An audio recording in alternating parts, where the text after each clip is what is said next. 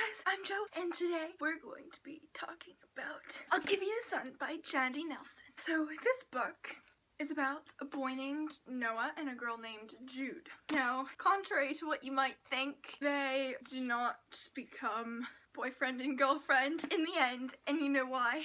Because they're twins. Now, Noah loves art and he's kind of shy and doesn't really get out much, doesn't have any friends really. And Jude is the popular girl. She is friends with everybody and Noah really wants to go to art school for high school. And Jude doesn't want to go because it's called the California School for the Aliens, but her mom makes her apply anyway. And it starts off, Noah is 13 for the first chapter, and then the next chapter Jude is 16, so it's like 3 years in advance, and it's really cool like that. And Noah kind of gets older, whereas with Jude it's like the same every day, like every day.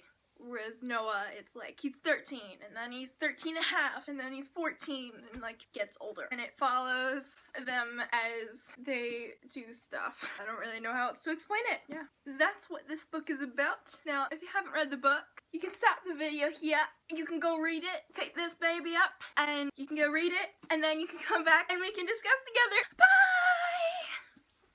Bye! Okay, you're back. Okay, so when their mom convinced Jude that, oh my god, your grandmother visited me in the car today. She's been dead for 2 years. I smelled her perfume. You know what she said? California School for the Arts. And I thought that was a really good, if I was a mother, that's a really good way to just, hey yo, I want you to apply to art school. I did it on my own though. I decided not to go with them. Oh my god, when they were sitting at the cafe and they were having the art contest, the drawing contest, and Noah gives his mom the thing, and then he looks over at the dude at the next table, can't help him staring, and then he goes like, I knew then. I knew it. I knew he was gay. And I was like, oh my god, this is gonna make the story so much better. It was amazing. I was like, oh my god, the dude knows. And then when their mom just stopped when she saw Noah's drawings, she didn't even bother to look at Jude's. I thought that, no, worst parenting move ever. Don't do that. If you're gonna have a drawing contest, you gotta look at both. And then you gotta say, oh my god, I can't decide. Nobody's the best. They're both equally good. And then later, like at night, you go tell them yours was better. That's what you do. Okay, Grandma's freaking Bible. Like, what the heck was that all about? You know, like, oh, I think that if you put a wasp's nest on your head, that no one will ever be attracted to you. Like, of course they won't. You have a freaking wasp's nest on your head. That's the best you could think of? You could put a wasp's nest on your head and nobody's ever gonna like you? Like, of course, like, they're gonna think you're crazy because you got a wasp's nest on your head. I loved it. If someone gives you an orange, their love will multiply. It's like the randomest things, like, here's an orange. How about I take the orange and then I give it back to you? And then they just like kept swapping oranges. Like, I blended your oranges to a pulp. They're gone. You can't give me oranges no more. A skull. I love the way I love how he says it. A skull. But when he was in the church, like, oh my god, oh my god, oh my god, yes, yes, perfect, oh my god, you're her, it's perfect, yes, yes, yes, keep going, if you'll just put your hands here, like this, and send to the side, yes, yes, yes, awesome, bloody, yes, yes, bloody awesome. What the heck? I was so confused. Like, what are you talking about? And at first I thought it was gonna be a story like The 1000th Floor with Avery and Atlas. You know, no, I didn't get that relationship at all. Like, no, I don't think they should be together. Like, it's weird. But it wasn't like that. I don't know why, but it wasn't. I totally ship them. I loved Noah's insults. Like, you asshat, surf Todd. Oh my god, when Noah, like, sat out the window to take the class. Oh my god, I was so scared for him. Like, oh my god, you're gonna get caught. No, no, no, no, no, scary. You're gonna get caught and you're never gonna get to go to the school. That's why I thought that he didn't get accepted, because he got caught there. And they're like, if you're gonna do this and take classes just outside of the window, you can't come here if you're that kind of student. No. No, bye-bye. You know, I figured out on page freaking 62 that the male model was the dude from the church. I saw it, you know? And then when he was like, and he has 2 different colored eyes, one brown and one green, I was like, yep, it's him, told ya. And then it was the sculptor's son-ish. Oscar. He said English people aren't assets. Oscar. Then I realize I'm talking with an English accent to a bunch of trees and go back to my spot. You weren't talking to a bunch of trees, you were talking to Brian. At first, I thought that the English dude was the same dude from the cafe, and that was why Jude recognized him. So I don't know why I didn't think that, oh, she saw his drawings. Whale dick dork, what is that supposed to mean? I saw it like at least 3 times in the whole book. It said whale dick dork. I was so confused, what is that supposed to mean? Whale dick dork. Oh, and when Brian followed him and he was lost, I thought that was so cute. Like, hey dude, I followed you. I've been trying to find my way home for an hour, but I'm lost. Been waiting for you. And then when he just let him home without knowing his name. Like, hey, I'm Noah. Or no, I don't know your name. Just like, here, I'll take you back to the neighborhood. I don't know your name. Or if you're gonna murder me or something, but I'll lead you back, because you seem innocent. Maybe the rocks are weighing him down so he doesn't float. But first thing I thought of was that girl from Miss Peregrine's Home for Peculiar Children that had the, like, iron shoes so that she didn't float off into the air. That's what I thought of, but, like, how would that even work? He's got space dust in a suitcase. I'm a bloody artist, a bloody mess, mate. And he thought that his dad was mad at him because he wasn't a man. Because he wasn't brave and tough and didn't like sports. It's like, you're not a man and you're not my son. Oh, I'm so happy I'm not a horse. That's what he said. Brian was so confused. Like, what? You're a horse? No, it looks like he eats human livers sauteed with eyeballs and toe tips. Who even thinks of that? I loved it, and they were like, I'll give you the sun, the moon, and the stars, and the trees for this painting of this imaginary person because I need it. And that's where I'll give you the sun came from. I thought that was such a turnaround point. No, don't hang out with the popular kids, you'll die. That would be me, I would die. Oh my god. The game where Heather and Noah were in the closet, and it was just like, you, Heather, don't you see that he's gay? And he likes Brian? And then when Jude was mad at Noah, and so she's like, I'm taking Brian. I told you everything would go to shit. Such chatterbox, a guy can't even get a word in. Page 165, Jude is talking to Stone Dude. I'm sorry, I can't say his name. No, I did not know, and I do not want to know that. I've erased it from my mind. Already gone. Poof, you should too. Flying bricks, and now this. Just like, yes, happens all the time. Someone tells me something, I don't know. And then I'm like, I didn't want to know that. Guys like him shouldn't be loud on motorcycles. Page 174, 175. They should be on hippity hops in footy pajamas. He's too hot. Oh my god, the freaking orange. If a boy gives a girl an orange, her love for him will multiply. Catch it open right behind. Oh no you don't, I say, tossing it right back to him. Odd response, he says, catching it. Definitely an odd response. Think I'll try again. Would you like an orange? I have an extra. I'd like to give you the orange, actually. One of his eyebrows arches. Well, yes, that's fine and good, but it's not yours to bloody give. He holds it up, smiling. This is my orange. How about this?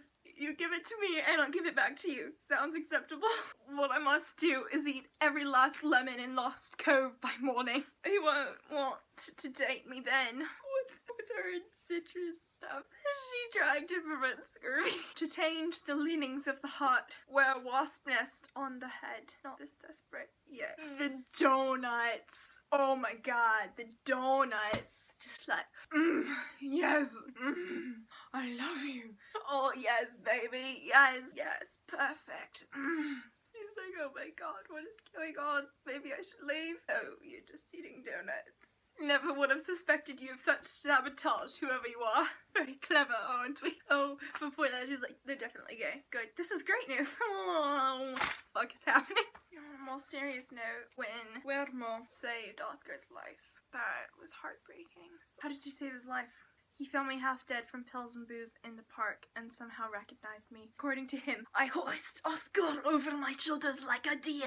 He slipped into a perfect Guillermo Garcia impersonation that includes hand gestures, and I carry him across like Superman and deposit him in the loft. He turns back into himself. All I know is I woke up with G's monstrous face in mine. He laughs his god-awful laugh and had no idea how it had gotten there. It was mad. He started barking orders at me right away. Told me I could stay here if I got clean. Ordered me to go to 2 meetings a day. Understand, Oscar?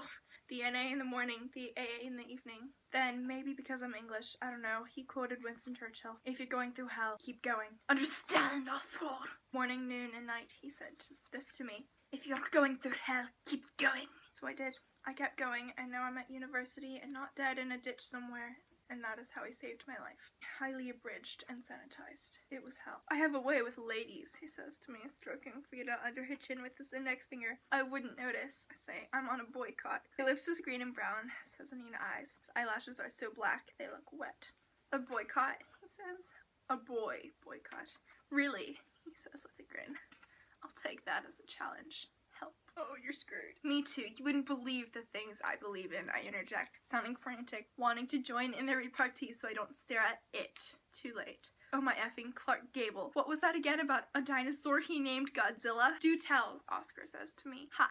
Not telling what I'm thinking. Tell us one thing you believe in, CJ, that we wouldn't believe. Okay, I say, trying to regain some semblance of composure and maturity. I believe that if a guy gives a girl an orange, her love for him will multiply. I couldn't resist. He creeps up, falling out of the pose Guillermo just positioned him in. Oh, I absolutely believe you believe that. I have evidence support you believe it quite fervently. And you're giving me global warming! You give me chills. And you're giving me global warming! Ex-murderer avoidance rule number 1. Don't go to the abandoned building with the total stranger and take off your clothes under any circumstance. Jeez, does that line usually work for you? It's like, I want to take pictures of you naked in this abandoned building. What just happened? I was so scared she was gonna say yes. Like, no you don't. Then the smashed room. Oh my god, just like the whole studio, like the mail room with the piles of mail everywhere, and then the room, and it's got the angel on the ground, and everything's everywhere, and it's like, you could totally tell that he was like dying inside, you know, like, I do not check mail anymore because it makes me sad when they ask me to do a thing, and I do not listen to my calls anymore because they all want something from me, and I belong to myself, and I do not have students because it reminds me of her. It's just so heartbreaking. Then Oscar heard the conversation with her grandma. Oh my god. I would have died. I would have been like, oh shit, you heard everything. Goodbye. Oh my god, the photos in Oscar's room is the one my mother prophesized about. She's beautiful, oh my god, everything. And then comes in there with another girl and she's just like, I'm sorry, I have to get out of here before things get worse. And she dashes off and takes his jacket. When we found out that G was in love with their mother and vice versa, it was like, oh my god. And at last I see the light. It's awesome. When Brian kissed Noah, he was just like, come on. It was like, bam!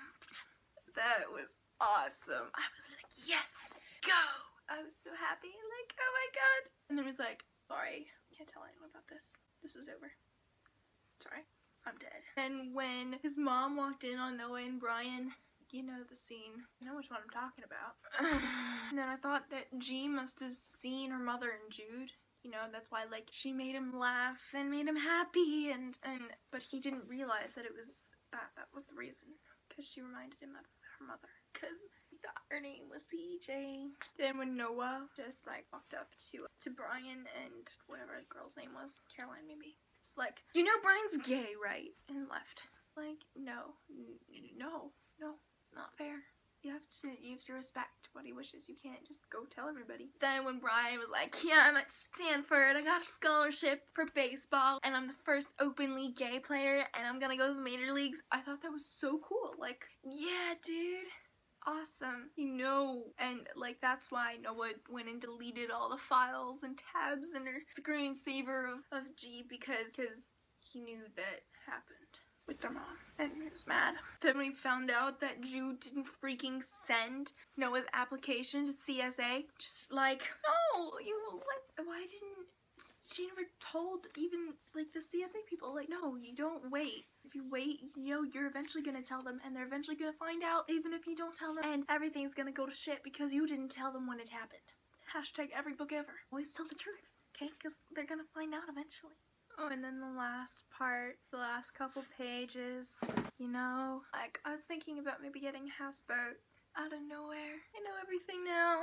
It's like, yeah, I've been thinking about maybe getting a houseboat. There's this architect, and she built it all herself. And going to talk to her tomorrow morning. You guys want to come? And then when Noah and her daddy said, hi, Oscar Ralph, nice to meet you. He left. He's like,